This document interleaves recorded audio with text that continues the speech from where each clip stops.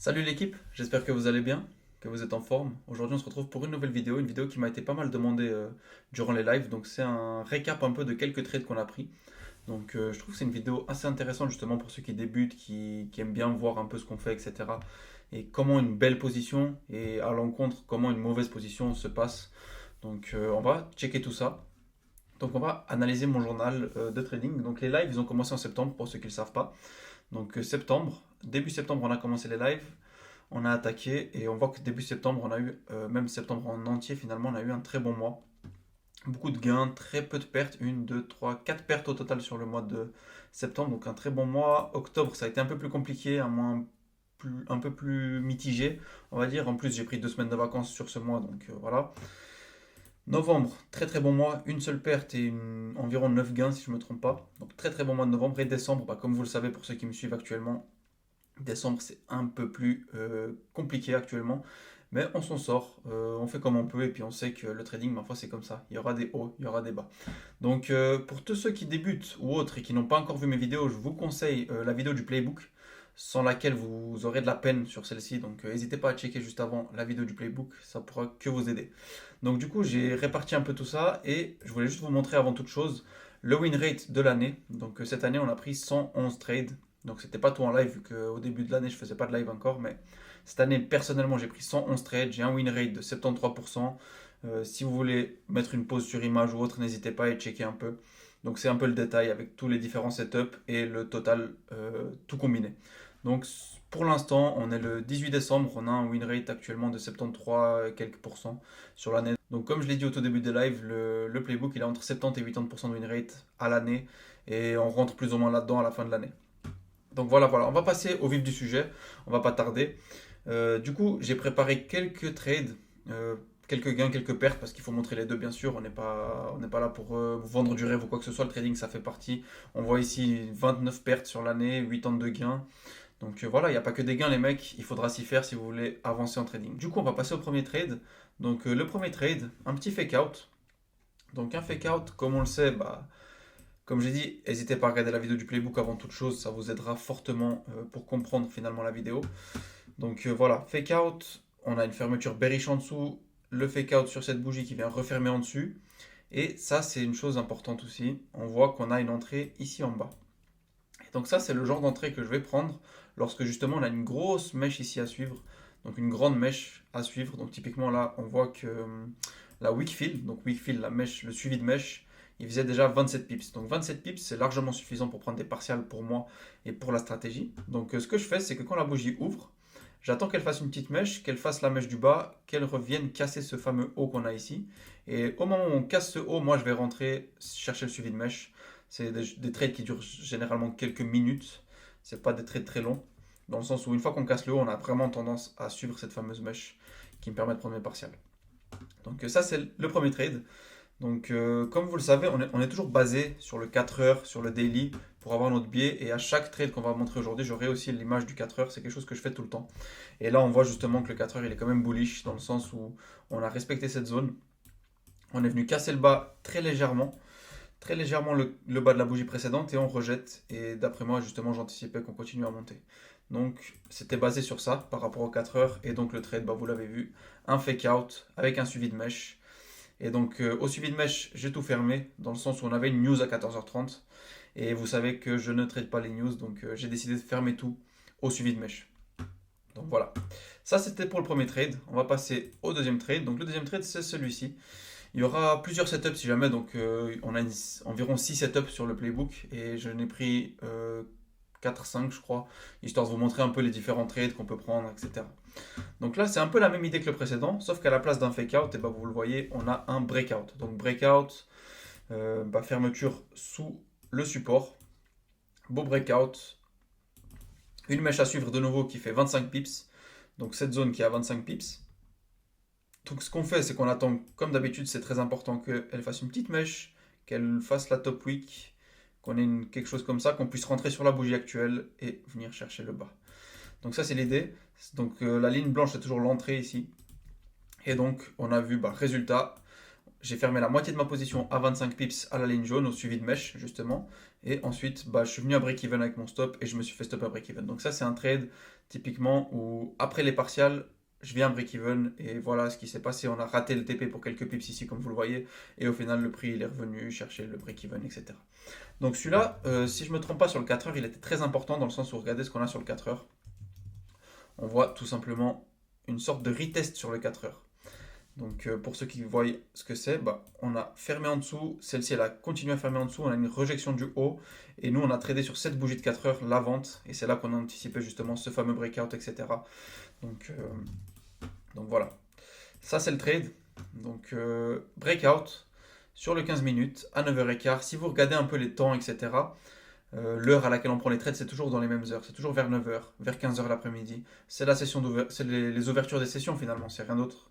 Et c'est là où on aura le plus de volume. Et nous, avec notre stratégie, on mise beaucoup justement sur les temps de volume, histoire d'avoir un max de volume et que les positions ne durent pas une éternité. Donc voilà pour le deuxième. Le troisième, on va avoir une différence par rapport aux deux premiers sur l'entrée. Donc c'est également un breakout comme le trade précédent. Mais qu'est-ce qu'on voit de différent? C'est qu'en fait, on est rentré sur la cassure de la bougie précédente. Donc, si je vous fais une petite représentation ici, donc ça, c'est la bougie de breakout. Là, on voit qu'on a une mèche et qu'on a l'opportunité du coup de rentrer sur la cassure de celle-ci. Donc, on attend la mèche, on rentre sur la cassure, et dès que la cassure a été faite, là, on est rentré et puis on vient chercher justement les partiels au suivi de mèche ici. On sait que c'est des endroits où on peut rejeter. TP là en bas qui a de nouveau été raté pour quelques pips. C'est dommage, mais c'est des choses qui arrivent. Et du coup break-even. Mais donc la différence que je vais vous montrer, c'est assez important. J'en profite pour parler de ça ici, pour ceux que ça intéresse. Hop, on a cette bougie qui a fermé comme ça, et dans le trade précédent, si vous vous en rappelez, on a fermé plutôt comme ça. Et je pense que la différence, elle est assez flagrante, dans le sens où si là on attend de casser le bas ici pour rentrer en position, on perd tout ce mouvement. On perd ces fameux 25, 30 pips de suivi de mèche. Et donc, dans cette situation, justement, vous voyez que ça vaut la peine de rentrer. On ne va pas rentrer sur la bougie ici pour suivre cette minuscule mèche de 5 pips, alors que là, sur 25 pips, ça vaut la peine. Et ça, c'est une grosse différence. Et du coup, on a des entrées des fois sur la bougie actuelle et des fois sur la cassure de la bougie précédente. C'est les deux types d'entrées qu'on aura. Et les deux fonctionnent très bien. Par contre, comme je l'ai dit, n'oubliez pas, si la bougie elle monte sans mèche et qu'elle vient casser, je ne rentrerai pas, pardon. Par contre, si on a une petite mèche qui nous permet justement d'avoir l'entrée, hop, comme ceci, vous l'avez vu sur le trade précédent, si on vient casser cette petite mèche, là je pourrais rentrer. Mais sans cette mèche, je refuse de rentrer pertinemment. Donc voilà. Donc le trade, il ressemble à ça. Comme on l'a dit, le 4 heures, non, c'était pas celle-ci. Donc le 4 heures, on l'a pas encore vu, mais du coup le 4 heures qui est bearish aussi. On a une sorte de fake out sur le 4 heures là en haut, donc le 4 heures est monté, on a refermé en dessous et on anticipait de venir chercher le bas du range ici, donc c'était l'idée. Donc toujours basé par rapport aux 4 heures. Toujours basé par rapport aux 4 heures. Et ça c'est le breakout du coup. Et la différence que je voulais vous montrer, c'est justement l'entrée. Sur un, on est rentré par rapport à la bougie actuelle, et sur celui-ci, par exemple, on est rentré par rapport à la bougie précédente. Et on a quand même suivi une mèche, mais c'est pas la même histoire que le trade précédent. Donc voilà, pour le troisième. Le quatrième, un setup pardon, qu'on adore, en tout cas personnellement. Si je vous montre juste à gauche, c'est l'ARO. Et regardez l'ARO, le win rate qu'on a. On a un win rate de 83% sur un total de 24 trades, ce qui est honnêtement, je trouve, énorme. Donc on n'a que 4 pertes et 20 gains sur ce setup. Donc vraiment un très très bon setup. Et on voit du coup qu'on a eu tout ce qu'il fallait pour être parfait. Fermeture, rejection, cassure du haut précédente. On referme sous cette fameuse ligne blanche que je viens de dessiner, qui était finalement ma ligne bleue, donc ma zone de résistance. On a refermé en dessous. On a une entrée parfaite ici sur la bougie précédente. On a déjà créé la mèche. J'ai mis dans cette situation mon stop loss sur la bougie précédente. C'est quelque chose que vous me verrez faire. D'ailleurs, je vais du coup vous expliquer pas mal de trucs en même temps, et n'hésitez pas à prendre note, c'est des choses très importantes. Et pourquoi est-ce que j'ai mis mon stop sur la bougie précédente? Je ne sais pas si c'est celui-là, mais je me rappelle qu'il y a eu un setup de ce style, pratiquement le même, où justement j'avais mis mon stop sur la bougie précédente. Ce qui s'est passé, c'est qu'on a cassé le bas, on est venu recasser le haut de la bougie actuelle, on a fait une mèche plus grande, et au final on est reparti. Je ne sais pas si c'est celui-là encore une fois, mais c'était identique. Et justement ça nous permet d'avoir plus de temps pour respirer, pour que le trade respire et qu'il ait le temps de faire ce qu'il veut pour ensuite partir dans notre direction. Et c'est quelque chose que je fais tout le temps si j'en ai l'opportunité. Donc dans le sens où si cette distance-là elle est trop grande, je devrais malheureusement mettre mon stop ici. Et dans la plupart des cas, ça suffira. Mais si j'ai l'opportunité justement et qu'on n'est pas trop loin non plus, donc je sais pas 40-50 pips jusqu'ici, je vais mettre mon stop sur la bougie précédente, c'est toujours plus sécurisé que de le mettre ici. Parce qu'à tout moment, la bougie peut venir casser son haut. Tant qu'elle respecte ce haut, théoriquement, on est toujours dans la bonne direction. Et ça nous permet d'avoir un peu plus de liberté. Donc ça, c'est l'idée. Le trade, bah, parfait. Et dans ce trade, on va pouvoir voir pas mal de choses. Donc c'est une arrow en 15 minutes à 8h30. Donc 8h30, c'était le matin, juste avant la session de Londres. Donc la pré-London, un temps de volume aussi. Qu'est-ce qu'on a? On a un très beau setup, on a besoin d'un pullback, on ferme en dessous de la zone et on prend le trade. On prend le trade et là, ce dont je vais vous parler, c'est le management de la position. Donc comme vous le voyez, ça c'est ma zone où vous me verrez toujours prendre des partials parce que je sais que c'est une zone où il y a possibilité de rejection. Possibilité de rejection, ce qui veut dire que si on arrive dans cette zone, on a des chances que le prix se retourne et reparte à la hausse parce que c'est une zone où on a rejeté plusieurs fois. Donc là, j'ai fermé le 60% de ma position et je suis venu à break-even. Donc je suis venu à break-even, ce qui veut dire que mon stop, je l'ai d'abord ramené ici. Ensuite, je l'ai ramené à break-even. Et ensuite, ce qui se passe, c'est que la prochaine ouvre. Vu que je suis à break-even, je ne me fais pas toucher. On le voit, la bougie continue. Et là, qu'est-ce que je me dis? On va fermer. On ferme ici, c'est bizarre. On aurait dû, si on le voulait, continuer à fond. Donc là, ce que j'ai fait, j'ai fermé une partie de ma position. Une deuxième fois, j'ai refermé des partials. Ensuite, qu'est-ce qui se passe? La prochaine ouvre, on descend. On n'avait pas de mèche. Donc on est descendu comme ça. Qu'est-ce qui se passe? Je trail mon stop. Donc peut-être qu'on avait une mèche comme ceci. Bam, juste un tout petit truc. Et on était là en bas en train de casser le bas. Donc qu'est-ce que j'ai fait? J'ai retrail mon stop. J'ai pris mon stop qui était à break-even. Je l'ai ramené ici. Et je me suis dit, bah, si on casse le bas ici et qu'on rejette, eh ben, on a beaucoup de chances de revenir jusqu'à tout en haut. Donc je préfère sortir ici et prendre mes profits que venir me faire stop à break-even et ne rien prendre. Donc ça, c'est un exemple parfait de comment je manage parfois mes positions. Et ça peut être très utile honnêtement. C'est pas juste je rentre en position, je laisse couler. Parce que si le marché me donne des signes de rejection, pourquoi est-ce que je devrais rester en position? Ça n'a aucun sens. Donc ce que je fais, c'est tout simplement je trail mon stop, je ferme des parties de ma position, etc. Histoire de prendre des profits. Donc voilà. Ça, c'était pour ce trade. Donc encore une fois, un très bon trade, playbook setup. Vous verrez le 4 heures qui ressemblait à ça. C'est vrai qu'on n'en a pas encore parlé. Mais qu'est-ce qui se passe? Le 4 heures, il est parti sans mèche. Donc on n'a pas de mèche sur ce 4 heures pratiquement. Minuscule. Donc on sait que 80 à 85% des bougies ont des top et des bottom wick. Et bah, on a cassé le haut et on commence à rejeter. Donc c'est vraiment ce qu'on préfère. On commence à rejeter, on anticipe de venir créer cette mèche. Et c'est pour ça qu'on vend dans cette situation pour venir chercher la mèche et créer une mèche. Donc ça c'est l'idée sur le 4 heures par rapport au trade qu'on vient d'expliquer, donc l'arrow. Donc voilà. Là on passe sur un rebound, donc c'est le dernier gain si je ne me trompe pas. Ouais, c'est le dernier gain. Après on passera aux pertes. Donc comme ça on aura vu le fake out, le breakout, l'arrow et le rebound. Donc ça fait 4 setups qu'on va voir dans cette vidéo. Et donc là qu'est-ce qu'on voit? Vous allez me dire peut-être que ça ressemble à une arrow. Je vous dirai non, dans le sens où une arrow c'est un tout petit corps, une petite mèche et une grande rejection. Et là on voit que justement on a un grand corps et c'est pas la même fermeture de bougie on va dire. Donc c'est ça la différence entre un rebound et une arrow. Maintenant les deux sont très bons, les deux fonctionnent. Et là du coup c'est un rebound et c'est juste une fermeture finalement sur le support. Si on regarde le 4 heures, pour comparer, on voit que le 4 heures il a suivi la mèche qu'il commence à rejeter et que typiquement ce qu'on a anticipé ici c'est qu'on vient de casser le haut pour continuer, venir chercher le haut du range. Ça c'est l'anticipation sur le 4 heures. Étant donné qu'on a déjà rejeté une fois, qu'on rejette une deuxième fois, on n'est plus trop vendeur, on se dit qu'on va partir à la hausse. Donc ça c'est l'anticipation sur le 4 heures. D'ailleurs, j'en profite pour vous dire que si vous comprenez peut-être pas tout forcément, n'hésitez pas à venir une fois sur un live, poser vos questions, c'est la meilleure façon de comprendre les choses. J'ai vraiment le temps de vous expliquer, répondre aux questions précises, etc. Donc ça c'est l'idée sur le 4 heures. Et du coup, sur le 30, on a un beau support qui s'est créé, qu'on nomme un rebound à 15 heures. Et qu'est-ce qui se passe? On prend l'entrée à la cassure de la bougie précédente, juste ici, une fois que la mèche a été créée bien sûr. On prend les partials dans cette zone, c'était une zone sur le 15 si je ne me trompe pas, à 20 pips, et après break-even, et le prix il est venu chercher le full TP sur cette zone bleue. Donc ça c'est l'idée. Donc voilà un rebound, comme ça vous avez un exemple aussi de rebound. C'est toujours intéressant d'avoir plusieurs exemples différents. Donc maintenant on va passer un peu de l'autre côté, entre guillemets, donc c'est un peu les pertes. Il y a plusieurs pertes que je vais vous montrer, des pertes qu'on aime prendre et des pertes qu'on n'aime pas prendre. Ce que je veux dire par là, c'est pas est-ce que je suis ok avec la perte, enfin est-ce que j'aime prendre la perte ou non, on n'aime jamais prendre une perte. Maintenant, il y a des pertes qui sont positives, dans le sens où on sait qu'on a respecté notre plan à 100%, on sait que c'était un très bon trade et malheureusement on s'est fait stopper. Et il y a des trades où peut-être qu'on a eu un petit moment où on s'est égaré et on avait un peu plus de peine et on a pris un entre guillemets mauvais trade. Donc voilà. Donc ça, c'est un retest. Donc ça vous montre encore un setup de plus. Donc un retest à 9h30 pendant l'ouverture de la session de Londres. Et on voit quoi du coup? Fermeture en dessous, retest. Donc on est venu retester la zone, on referme en dessous.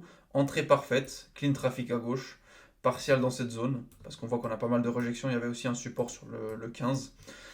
Donc ça c'est l'idée. On se fait activer à 9h31, après avoir fait une mèche bien sûr, la mèche qui était par ici. Donc ça c'est une chose aussi que je fais parfois. Donc la bougie, au moment de l'entrée, elle ressemblait à ça. Touc touc touc, on s'est fait activer. Et qu'est-ce que je me dis? Bah, je vais mettre mon stop un poil plus haut, parce que si on vient retester le range, ça ne veut pas dire qu'on change de direction, ça veut dire qu'on vient retester pour ensuite repartir. Donc je me dis ça. Ok? Jusque là on est d'accord.